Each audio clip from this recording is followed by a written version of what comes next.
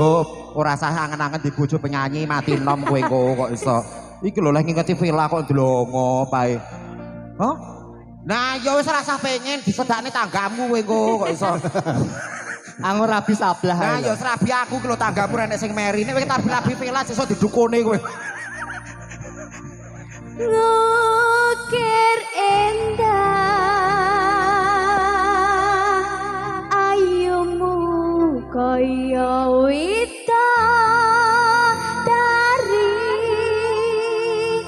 mungkin isonte ewun Hop.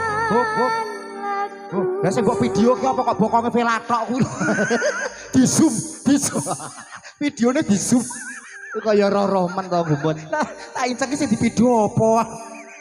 Desa Sablah mriki nggih. Napa? Ditimbali ibu sambil lawang mriki. Pundi? Heeh. takne gedene rasa sayangku Bakul kabeh kene iki. Pundi sing bak Tasit Channel. Wis sugih lho jenengan. Tasit Channel tulisannya ya gawe di channel. Bayu musik mangga. Iya. Ayo nyu, campur sari paling larang dewe. Ayo. Pro audio. Mama di situ dulu ya. Iya, aku tak bakul bakul iki lho. Makanya cair aku dipanggil. Ya. Mosok Tasit Channel rasae. Ya. Juga diucapkan selamat menempuh hidup baru untuk Mbak Elvira dan juga suami. Ya, semoga menjadi keluarga yang sakinah mawaddah warahmah. Amin. Yo. Sayangku sing ayu dhewe. Kok meneng itu kene iki? Napa bakal tak usahane. Jenenge menek disimpen mirsani. Saisi bumi nggo kowe sing tenang aja kuwatir sayangku ning kowe ra iso disetir ora bakal luntur ora bakal Bayu musik yo. Halo Pro Audio. Krungu suaramu, suara Goyang, Mbak. Goyang. Asik. Ora bakal cukup lautan mangsi. Endah ayumu kaya widodari.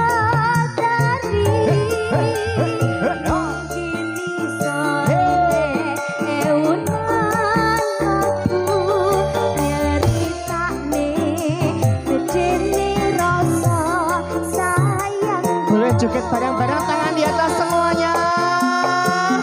Ayo.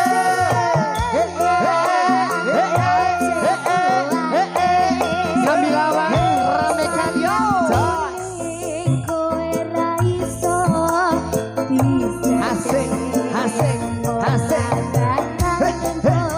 ora bakal Luar biasa.